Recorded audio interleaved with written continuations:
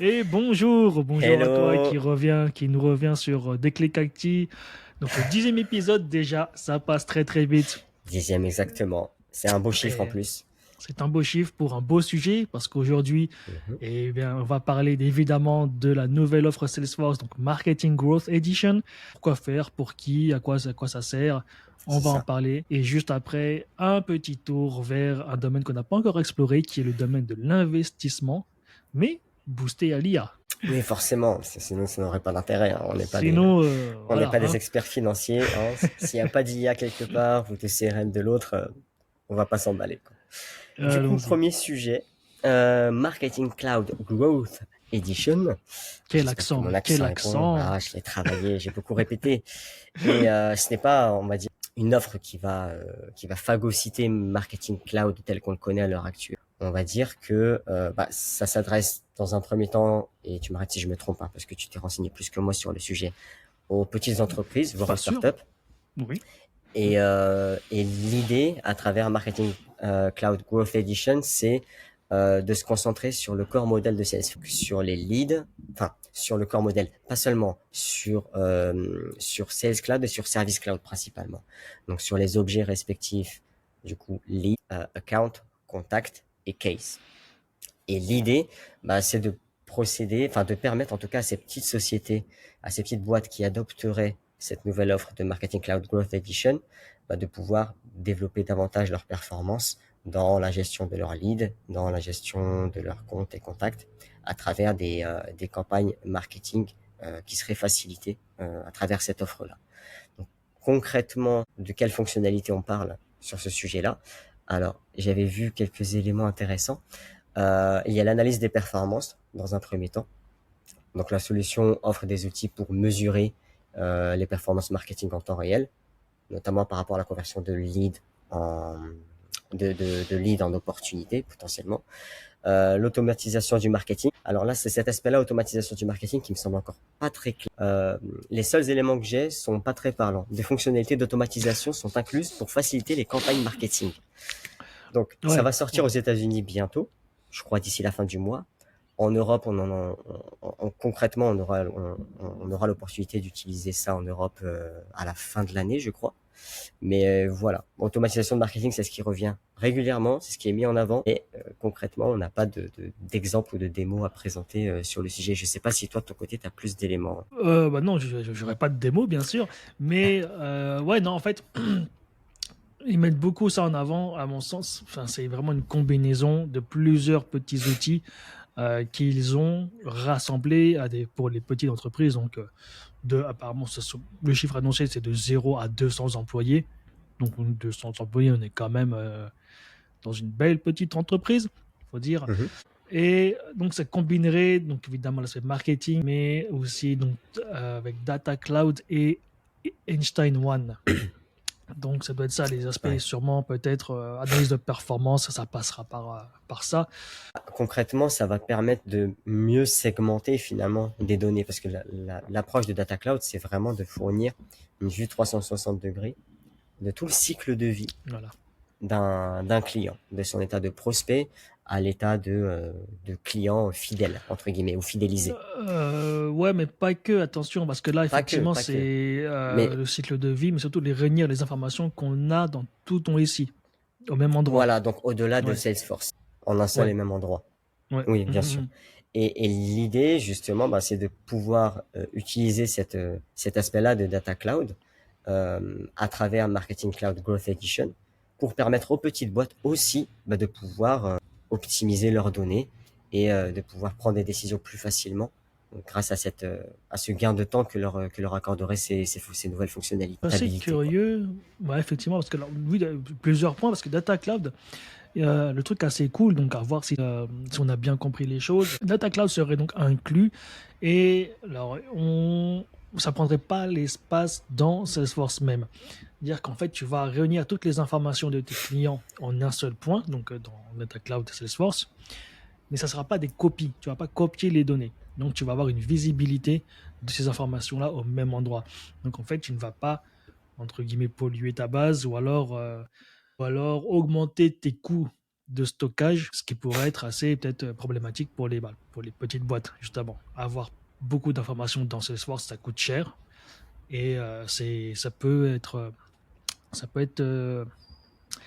bloquant pour certaines boîtes. Mm.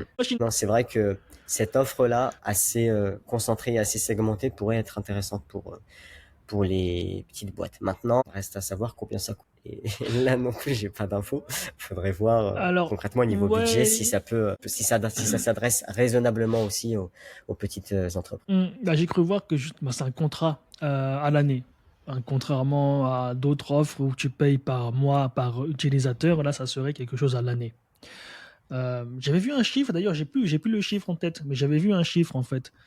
Euh, C'était moins de 100 000 dollars par an, en tout cas, ce que j'avais vu. À voir si c'est. Ça me choque pas spécialement. Je sais pas Bah non, si. ça dépend qui tu es, ça dépend voilà, ça Ouais. dépend de tes besoins, tout ça, si tu as beaucoup de marketing.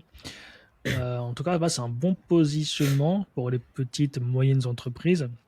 Moi, je fais le lien avec ce qu'ils ont lancé récemment avec Starter, hein, Oui. leur offre Starter, la Starter Suite, il me semble.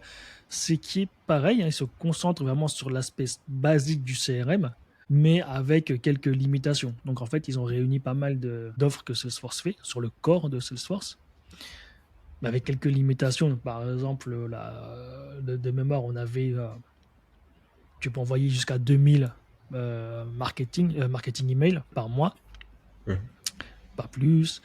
Tu peux pas avoir de custom object, ce genre de choses. Donc c'est vraiment.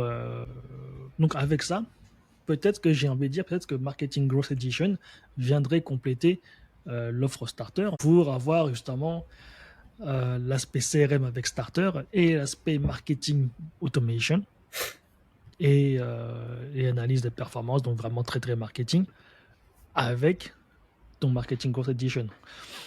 Avec ça, on peut imaginer que les petites et moyennes entreprises pourraient avoir autant d'outils avancés que les corporations, que les grosses boîtes. Après Salesforce Starter, Ouais. c'est pas, excuse-moi de t'avoir interrompu. Ouais, ouais. Je pensais à voix haute. Salesforce Starter, j'ai pas le souvenir d'en avoir beaucoup entendu parler parce que ça fait un an que c'est sorti. Et Hmm. pourtant, enfin, j'avais publié un contenu là-dessus d'ailleurs cette semaine et j'ai eu quelques réactions humoristiques et en même temps dans la Ah critique ouais? constructive concernant Hmm. un starter qui existe depuis un an mais qui fait un bid, grosso modo, quoi, au profit d'un outil qui Ouais, s'appelle HubSpot apparemment. Peut-être que bah oui. cette nouvelle offre de marketing growth va booster starter. Je sais pas. À Bah, voir. il faut laisser le temps au temps parce que tu vois, tu as Salesforce, sa réputation, c'est vraiment pour les très grosses entreprises. Donc voilà, pour les enterprise level. Donc en fait, le temps qu'ils se fassent connaître sur cet autre marché, c'est pas automatique, même si tu t'appelles Salesforce.